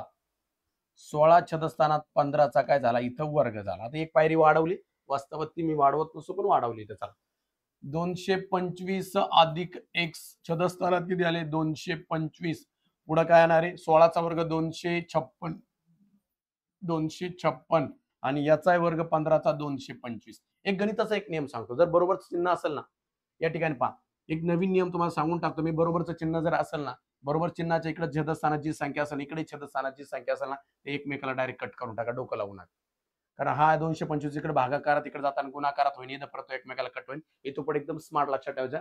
छेदस्थानाच्या खाली बरोबर चिन्हाच्या दोन्हीकडे जर सेम अंक असतील ते डायरेक्ट काय करू, कट करून टाकायला, कारण ते तिकडे जाताना एकमेकाला जाणारच असा.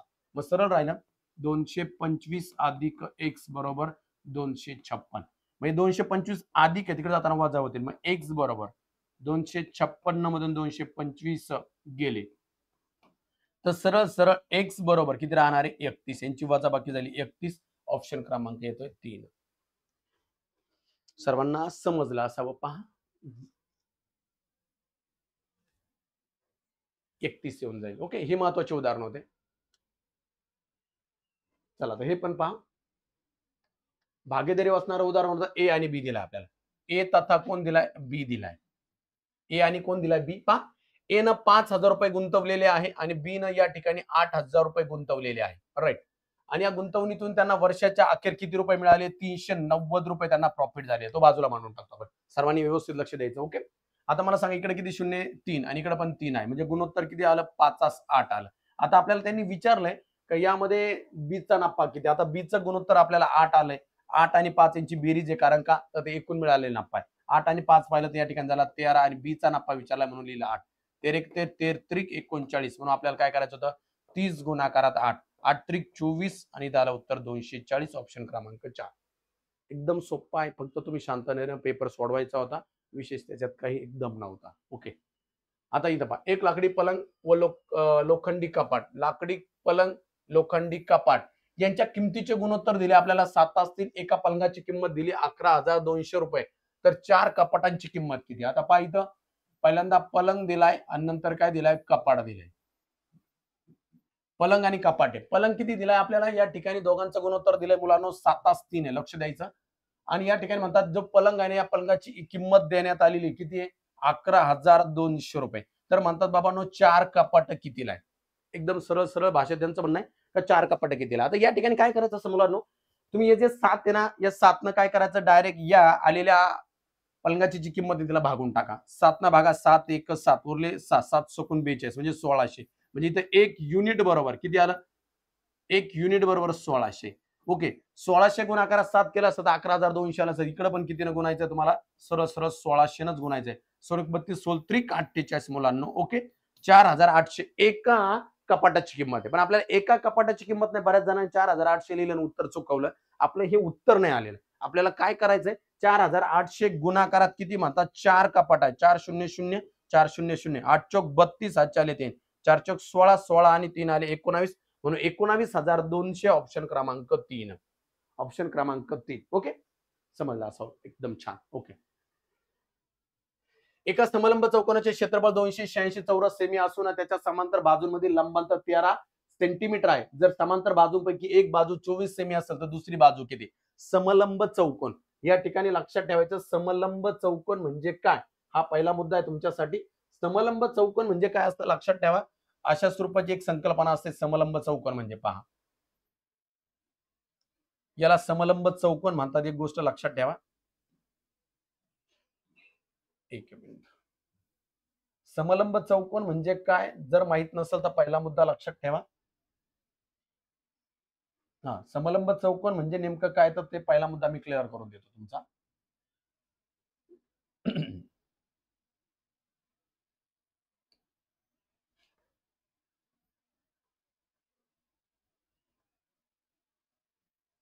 ओके. आता लक्षात ठेवायचं थोडेसे आकृतीमध्ये समलंब चौकोन विचारताय आपल्याला. ओके. याला म्हटलं जातं मुलांना समलंब चौकोन. हा झाला. ओके. याच्यामधल्या दोनच बाजू एकमेकाला एकरूप असतात, एवढी गोष्ट लक्षात ठेवायची. हा समलंब चौकोन. आणि आता या समलंब चौकोनाचं क्षेत्रफळ काढताना लक्षात ठेवायचं समलंब चौकोन पाठच पाहिजे. कुणी काही सांगन आपल्याला पाठच करावं लागेल, त्याला ऑप्शन नाही. समलंब चौकोनाचे क्षेत्रफळ असतं 1/2 गुणाकारात समांतर बाजूंची बेरीज. समांतर बाजू बेरीज आणि गुणाकारात लंब, हा जो काही लंब असतो ना तो असा स्वरूपाचं याचं काय असतं बाळांनो, तर याचं असतं क्षेत्रफळाचा फॉर्म्युला असतो. मग आपल्याला दिलंय त्यांनी डायरेक्ट दिलं समलंब चौकोनाचं क्षेत्रफळ दिलं त्यांनी 286. ओके, 1/2 त्यापैकी एक बाजू दिली ठीक आहे, दुसरी बाजू माहित नाही पण लंब किती दिलाय, तर या ठिकाणी आपल्याला लंब दिलाय 13 आणि या ठिकाणी एक बाजू दिली आपल्याला किती 24. एक बाजू 24 दिली, दुसरी बाजू माहित नाही, क्वेश्चन एकदा टाकून दिला आपण. हे इकडं सुटत नाही, आपण याला डायरेक्ट गुणाकार व्यस्त करू. 286 खाली 2 आहेत तर ते वरती अंश स्थानावर येतील आणि छेदस्थानात आले 13 बरोबर राहिले इथं 24 अधिक दुसरी बाजू आपल्याला माहित नाही. ओके, 13 13 दुने 26, 2 उरले 13 दुने 26, 22 एक 22, 22 दुने 44 झाले. हे 24 इकडे अधिक इकडे आता ते काय होतील वजा होतील, वजा आल्यानंतर आपल्याला दुसरी बाजू मिळाली. असे 44 मधून 24 गेले तर उत्तर येतं तो 20. 20 म्हणल्यानंतर ऑप्शन क्रमांक येतोय 2. पण माझ्याकडून सॉरी दिलगिरी व्यक्त करतो, याही प्रश्नामध्ये तो ऑप्शन आलेला नव्हता, त्यामुळे तुम्हाला थोडीशी अडचण आली असेल. पण याचं उत्तर होतं 20. किती होतं 20. तसं मी तुम्हाला त्या ठिकाणी बदल करून दिलेला आहे. Okay, next. एका शंकूची उंची 14 सेमी व तळाची त्रिज्या 3 सेमी आहे तर त्याचे घनफळ किती. आता तुम्हाला शंकू बाबत लक्षात ठेवायचंय, शंकू खूप महत्वाचा मुद्दा असतो. शंकू म्हणजे नेमकं काय, तर पहा अशा स्वरूपाची प्रतिमा असते, याला म्हटलं जातं शंकू. ही आहे शंकू. हे शंकूची आकृती लक्षात ठेवायची. ओके, अशा स्वरूपाचा शंकू असतो. पहा मुलांना, याला शंकू म्हटलं जातं. ही जी शंकू आहे ना, या शंकूची तळाची आपल्याला काय दिली, एका शंकूची उंची आहे, ही उंची दिली आपल्याला, हाईट दिली. ही जी हाईट आहे ती 14 दिली आणि शंकूची काय दिली आपल्याला, त्रिज्या दिली 3 सेमी दिली. तर आपल्याला म्हणतात शंकूचे घनफळ. शंकूचे घनफळ हे वृत्तचितीच्या 1/3 असत्या. वृत्तचितीच्या जे घनफळ आहे ना, म्हणजे डबल पार्ट करायचे. वृत्तचितीच्या घनफळाच्या किती असतं, 1/3 पट असते. हे पाठच पाहिजे. वृत्तचितीचं पाठ आहे आपलं काय म्हणजे घनाचं शंकूचं घनफळ बरोबर. शंकूचे घनफळ पाठच पाहिजे आणि नसेल तर पाठ करून टाका बाळांनो. शंकूचे घनफळ बरोबर काय, 1/3 पाय आर वर्ग एच. मी आत्ताच बोललोय पाय आर वर्ग एच जे आहे ना, तर ते वृत्तचितीचं घनफळ आहे. वृत्तचितीच्या घनफळाच्या शंकूचं घनफळ 1/3 पट असतं. म्हणून पाच सरळ सरळ वृत्तचितीचं पाठ केलं, संपला विषय मग इथं. आता मग पहा इथं उदाहरण देताना लक्षात ठेवायचं या ठिकाणी 1/3 आहे. पायची किंमत दिली नाही म्हणजे काय असते बाळांनो, पायची किंमत दिली नाही तर सरळ सरळ असते ती 22 छेदस्थानात किती असते 7. गुणाकारात आर किती आहे, तर आर आहे आपला 3. दोनदा 3 लिहून टाकू आणि या ठिकाणी हाईट दिली आपल्याला 14. चला 14 देऊन टाकली. 7 एक 7, 7 2 14. 2 ला 2 गेले बाळांनो. या ठिकाणी 22 गुणाकारात 3 त्रिक 9. आता 3 त्रिक 9 दिलेले आपल्याला, 9 दुने काहीतरी माझ्याकडून चुकलं का, हा 1/3 आहे, सॉरी माझ्याकडून इथे लिहिताना 2 आलं नाही का. 1/3 गुणाकारात 22 छेदस्थानात 7 गुणाकारात 3 गुणाकारात 3 गुणाकारात 14. सॉरी माझ्याकडून हे डबल लिहिलं. 3 3 7 ला 7 गेले. मग 22 गुणाकारात कोण राहिले, 3 राहिले आणि गुणाकारात पुढे कोण राहिले, 2. आता पहा या ठिकाणी कारण 7 एक 7, 7 दुने 14 होते नाही का.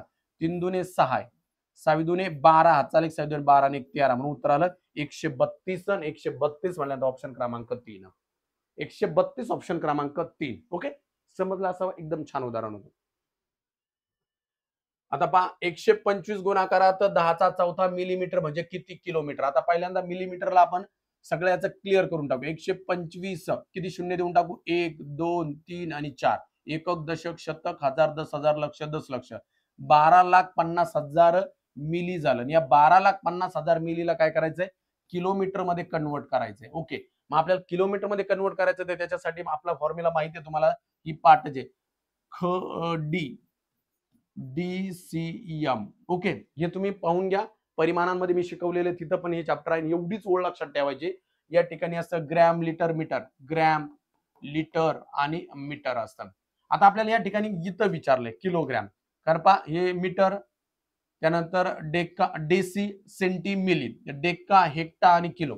आता हे तुम्हाला सांगायची गरज नाही, तुम्ही पाहून घ्यायचंय ते बाळांनो.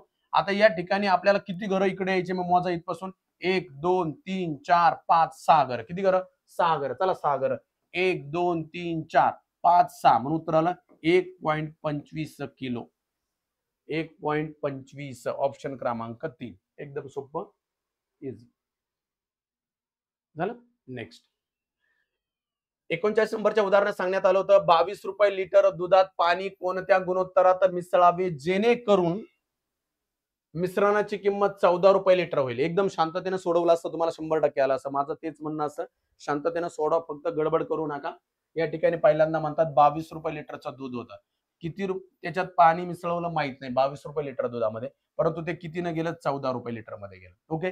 मग अशा स्वरूपाच्या कन्सेप्ट मांडल्यानंतर एलिगेशन म्हटलं जातं. तर मला सांगा 22 मधून जर 14 गेले तर या ठिकाणी किती राहायला पाहिजे? शून्यामधून 14 गेले. 14तून 0 गेला तर सरळ सरळ राहिले 14 बाळांनो. या ठिकाणी पहा 22 म्हणजे यानंतर 6 6 2 किती आले असे? 8 आले असे. आता इकडे जर पाहिलं तुम्ही तर भाग कोणी जाणार आहे? सरळ सरळ 2 न भाग जाईल. बेक बे बे 7 14 बेक बे बे चोक 8 म्हणून उत्तर आलं 7 4 7 4 म्हटल्यानंतर ऑप्शन क्रमांक 3. चला एकदम संख्या ज्ञानामधलं एक उदाहरण होतं. 64च्या अगोदर येणारी क्रमानं 5वी त्रिकोणी संख्या कोणती? 1 ते 100 पर्यंत 1 ते 100 पर्यंत 13 त्रिकोणी संख्या. त्रिकोणी संख्या म्हणजे काय? 2 क्रमागत नैसर्गिक संख्याच्या गुणाकाराची निमपट म्हणजे त्रिकोणी संख्या. ओके. तर या ठिकाणी पहा आपल्याला 5वी त्रिकोणी संख्या कोणती काढायची? अगोदरची काढायची म्हणजे पूर्वीची काढायची. तर काय करायचं? हे जे 66 आणि या 66 संख्येचा पाया काढायचा. हिचा पहिल्यांदा काय काढायचा? तुम्हाला पाया काढायचा. तर पाया काढायचा म्हणजे काय करायचं? 66 ची दुप्पट करा. 66 दुने किती झाले? 132 झाले आणि 132 च्या अलीकडे वर्गमूळ संख्या 121. म्हणजे या 66 चा पाया किती झाला? 11. कारण 121 कोणाचं वर्गमूळ आहे? 11च आहे. हे 11 म्हणजे काय आला? या 66 या संख्येचा पाया आला 11. मग 5वी त्रिकोणी संख्या आहे तर पूर्वीची म्हणून 11 मधून काय करा? 5 मायनस करा म्हणून काय आलं? तर त्या ठिकाणी आलं 6. म्हणजे त्या अलीकडल्या 5 नंबरच्या संख्येचा पाया झाला 6. तर आपल्याला ती त्रिकोणी संख्या काढायची. 6 गुणाकारात 7 छदस्थानात किती आले? 2. बे एक बे बे त्रिक 6 7 एक 7 7 त्रिक 21 म्हणून उत्तर येते 21 ऑप्शन क्रमांक 2. एकदम सोप्पा आहे. समजलं असावं मे बी तुम्हाला. समजलं? येस.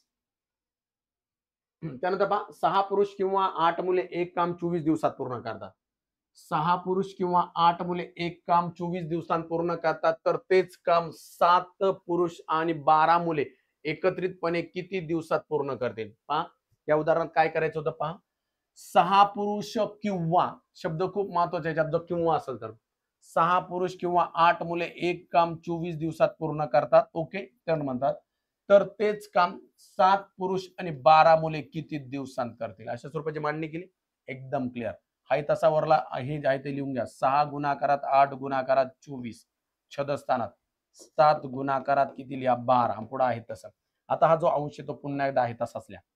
6 गुणाकारात 8 गुणाकारात 24. आता काय करा? हा कॅन्सल. हा 24 कॅन्सल करून टाका. छदस्थानी कोणाला घ्यायचं लक्षात ठेवा. यांचा त्रिकस गुणाकार करा. 7 8 56 बारसक 72. ओके. यांचा तिरक 62 72 8 7 56 यांची बेरीज करा. 6 2 8 7 आणि 5 12 म्हणजे किती आली बेरीज?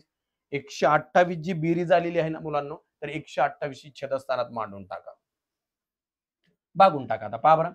4 न भाग जाईल. 4 1 4 4 त्रिक 12 4 1 4 4 2 8 4 1 4 4 सक 24 8 1 8 8 चोक 32 बे 1 बे बे 2 4 बे त्रिक 6 बे 1 बे बे त्रिक 6 म्हणजे कोण कोण राहिलं? 3 गुणाकारात 3 3 त्रिक 9 म्हणजे किती दिवस आहे? 9 दिवस. एकदम सोपं आहे. 9 दिवस.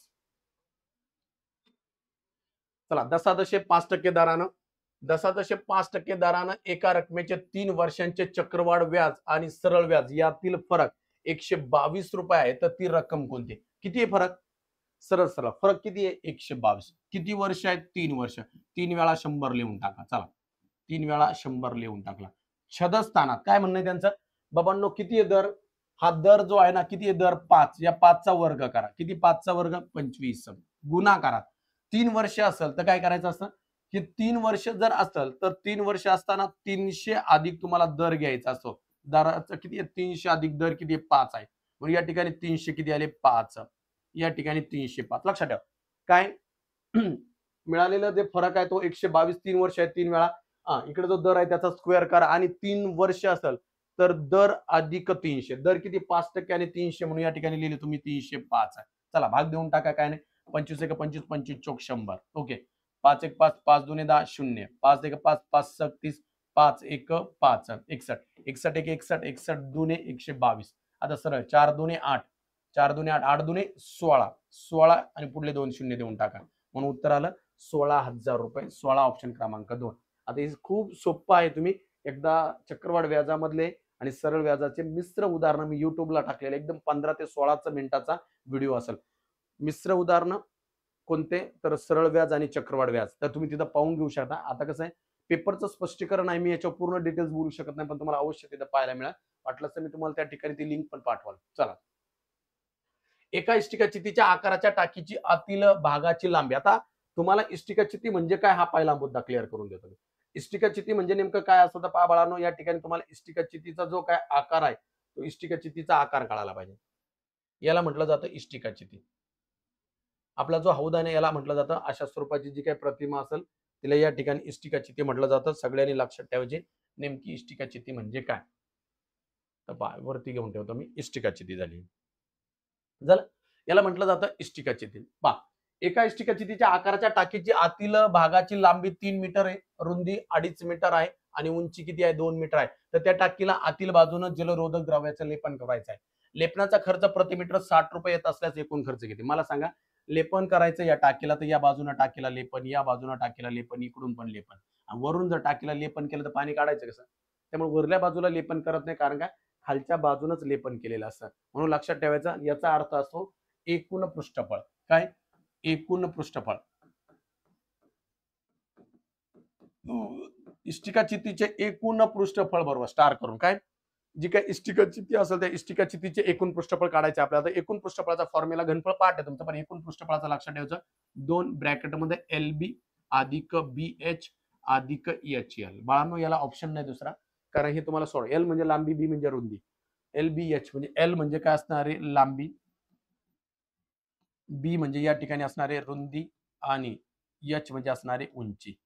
तर तुम्हाला इथं अभ्यास ज्यांना टॉप करायचा आहे 95, 96, 97, 98, तर तुम्हाला सगळ्या गोष्टी आल्याच पाहिजे. ज्यांना पोलीस पण व्हायचंय, ज्यांना स्पर्धा परीक्षेला यश संपादन करायचंय, तर कोणत्या गोष्टीला त्या ठिकाणी तुम्हाला पर्याय नसतो. म्हणून तुम्हाला ते पाठच करावं लागेल आणि लागेल. काय नाही, एकदा प्रॅक्टिस केली की सगळ्या गोष्टी येतात. म्हणजे पहा, आता इथं आपल्याला पृष्ठफळ काढायचं मग संपला. एल म्हणजे मी तुम्हाला मेन्शन करून देतो. एल पहा तिथं दिसतोय 3 आहे. त्यानंतर बी म्हणजे कोण दिसतंय 2.5 आहे. आणि एच म्हणजे किती आहे, 2 आहे. एकदम सोप्पं असतंय, मांडल्या मांडल्या येतं लगेच. आता इथं पहा बाळांनो, 2 LB म्हणजे लांबी आणि रुंदी यांचा गुणाकार आहे. 25 त्रिक 75 3.5 अधिक बी आणि एच 25 एक 25 25 2 50. Okay okay. त्यानंतर पहा शेवटी आहे एच आणि एल 3 दुने 6. चला बेरीज करा. यांची जर बेरीज केली तर 2 6 आणि 5 ही झाली 11. 11 आणि 7.8 म्हणजे 18.5 झाले. यांचा गुणाकार करा. 18 दुनी 36 म्हणजे झाले 37. 37 चौरस मीटर झालं या ठिकाणी. परंतु आपल्याला त्यांनी काय सांगितलंय, लेपन करायचं आहे. हे झालं पृष्ठफळ. एकूण पृष्ठफळ आपल्या पण एकूण चालणार नाही. आपल्याला एक गोष्ट लक्षात ठेवायची, वरल्या बाजूला आपल्याला करायचंच नाही. म्हणजे एल ही आहे लांबी आणि ही आहे रुंदी. LB आपल्याला याच्यातून मायनस करायचा. पहा, ही आहे लांबी आणि ही आहे रुंदी. LB आपल्याला याच्यातून मायनस करायचा एका बाजूचा. मग LB जर गेला तर LB किती येतं पहा, 7.5 आहे. पहा, LB 7.5 आहे. म्हणून लक्षात ठेवायचं, या बाजूला घेतो वाटलं सर. तर 37 मधून 7.5 मायनस करून टाकू आपण. इथं राहिले 36, 10, 10तून 5 गेले 5. इथं 36 मधून 7 गेले तर 29.5 येऊन जाईल. म्हणजे या ठिकाणी आलं किती, 29.5 मीटर. काय तो मीटर असेल, मीटर मध्ये सिद्ध समजा 29.5 मीटर आहे. ते म्हणतात एका मीटरला किती खर्च आहे, 60 रुपये. पहा, आलं उत्तर आपलं या ठिकाणी सरळ सरळ. 29.5 गुणाकारात 60. मी अगोदर पण सांगितलं, इथे 1 0 1 दशांश कट, शून्य पण कट करा गुणाकार. 6 पंच 30 हातचे आले 3. 6 9 54 54 55 56 57 हातचे आले 5. 6 दुने 12 12 आणि 5 17 म्हणून उत्तर आलं 1770 रुपये. याचं फायनली आन्सर असेल 1770 रुपये. या ठिकाणी असणारा फायनली आन्सर ऑप्शन क्रमांक 1. आता हे तुम्ही जरा जे काही असणारी वृत्तचिती, इष्टिकाचिती, शंकू वगैरे यांचा अभ्यास करा, तुम्हाला समजून जाईल. पुढलं उदाहरण पहा. जसं मी बोललो होतो का सरासरी आणि तर त्या ठिकाणी सरळ व्याज आणि चक्रवाढ व्याजावरती 2 उदाहरणं आली असेल. बाकी सगळ्या चॅप्टरवर एक एकच उदाहरण होतं. दशादशे किती दरानं, तर 1500 रुपयांचे 3 वर्षांत 1860 रुपये रास होईल सरळ व्याजानं. मला सांगा, रास झाली 1860. मुद्दल किती होती तुमची, 1500. चला 1500 याच्यातून वजा करा. 0 6 8 मधून 5 गेले 3, 1 मधून 1 गेला 0. म्हणजे 360 रुपये व्याज मिळालं. काय मिळालं, 360 रुपये या ठिकाणी सरळ सरळ आपल्याला व्याज मिळालंय. तर 360 रुपये व्याज पहा. त्याच्यानंतर तुम्हाला सरळ सरळ दिसून जाईल का. चला, व्याज किती आहे, 360. गुणाकारात किती येणार आहे, तर 100. आणि छदस्थानात किती रकमेवरती आहे? 1500 रुपये. 1500 रुपये रकमेवरती आणि किती वर्षांत? 3 वर्षांत. जेवढं शक्य आहे तेवढं कट करून टाकू आपण. 5 शून्याला 2 शून्य गेले. 15 एक 15, 15 2 30 उरले 6. 15 एक 15, 15 चौक 60. 3 एक 3, 3 8 24 म्हणून उत्तर आलं 8%. किती उत्तर आलं? 8%. 8% म्हटल्यानंतर ऑप्शन क्रमांक 3. समजलं? आणि लास्ट एक्झाम्पल असेल पहा आजचं. एकदम छान उदाहरण होतं. IPL मुळेच घेतलंय मी हे पण. सध्या IPLचा फीवर सुरू झालेला आहे.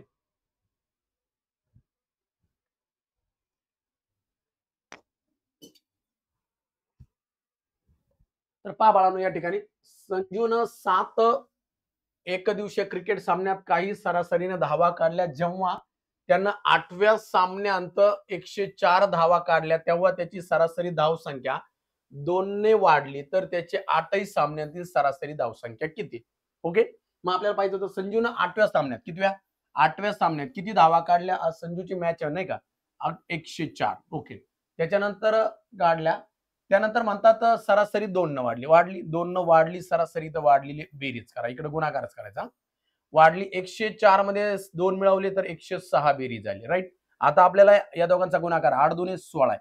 इथं जर बेरीज असेल इथं वजाबाकी करायची. इथं जर बेरीज असेल तर इथे काय करून टाकायची? वजाबाकी. मग मला सांगा 106 मधून जर 16 गेले तर उत्तर येते 90. या ठिकाणी काय असणार आहे? तर संजूची सरासरी धावसंख्या किती असणार आहे? 90 आहे. तर मुलांनो, तुम्हाला आज झालेले जेवढे गणित असेल ते गणित एकदम उत्तम प्रकारे समजले असावे. कारण माझ्या माहितीप्रमाणे तुम्हाला बेस्ट समजले असेल. ज्या मुलांना गणिताच्या अडचणी आलेल्या असेल पेपर सोडवताना, तर तुम्हाला सर्व गणित मी त्या ठिकाणी सॉल्व्ह करून दिलेले आहे. एका दमामध्ये पूर्ण पेपर सॉल्व्ह करून देणं शक्य नसतो. कारण कंटिन्यू नॉनस्टॉप 1 ते सव्वा तास बोलणं थोडंसं जड जातं. कारण तुम्ही आभासी पद्धतीने हा पेपर सोडून द्यायचा असतो. त्यामुळे तुम्हाला गणित खूप छान पद्धतीने समजलं असावं. जीएस जे असेल तर जीएस मी नंतर टाकून देईल. तर पुन्हा एकदा सर्व विद्यार्थ्यांना माझी एक विनंती असेल, आजच्या पेपरला पडलेले म्हणजेच 22 मार्च शनिवारी झालेला आपला जो पेपर होता शनिवारचा, सॅटर्डेचा ज्या पेपरला मार्क पडले असेल ते मार्क सुद्धा टाका. ज्यांना चांगले पडले ते कळून जाईल. त्याच्यानंतर सगळ्यात महत्त्वाचा मुद्दा, तुम्हाला हा व्हिडिओ आवडला असेल तर 100% लाईक करा आणि 100% कमेंट अपेक्षित आहे तुमची. जेणेकरून पुढले पेपर काढून त्याचं स्पष्टीकरण द्यायला खूप छान वाटेल. कारण मुलं 10-12 हजार पाहतात एक 8 दिवसामध्ये, आणि जर कमेंट तुमच्या 3, 20, 25, 30 येत असेल तर स्वाभाविक आहे तुम्ही पूर्ण क्लास पाहतात आणि कमेंट येणं अपेक्षित असतं. म्हणून पुन्हा एकदा सर्व विद्यार्थ्यांना माझी नम्र विनंती असेल का त्या ठिकाणी कमेंट करा. ज्या विद्यार्थ्यांना पेपर मिळाला नसेल तर त्यांनी खाली जाऊन जो आपला डिस्क्रिप्शन बॉक्स आहे त्या डिस्क्रिप्शन बॉक्समध्ये तर तुम्हाला त्या ठिकाणी टेलिग्राम चॅनलची लिंक मिळेल. इथून मागे झालेले सर्व सॅटर्डेचे जे पेपर असेल तिथे मिळतील. त्याच ठिकाणी आन्सर पण असेल. सगळ्यात महत्त्वाचं सह्याद्रीच्या पेपरची एक महत्त्वाची खासियत असेल की या ठिकाणी अचूकता असते. जरी प्रश्नांमध्ये चूक आलेली असेल तर मी त्या ठिकाणी टेलिग्रामला जाऊन त्या प्रश्नांची चूक जी आहे ती त्या ठिकाणी सांगत असतो. त्यामुळे तुम्हाला कायमची चूक तुम्ही कॅरी ऑन करत नाही. म्हणून पुन्हा एकदा विद्यार्थ्यांना माझा खूप खूप धन्यवाद की तुम्ही क्लास पाहतात आणि क्लास इतर मित्रांपर्यंतही पोहोचवतात. त्याबद्दल पुन्हा एकदा सर्वांचे धन्यवाद. पुन्हा भेटू 1 ते 2 दिवसानंतर पुन्हा. ओके. पुन्हा सर्वांना शुभ दिवस जावो अशी अपेक्षा करतो आणि थांबतो. धन्यवाद. ओके.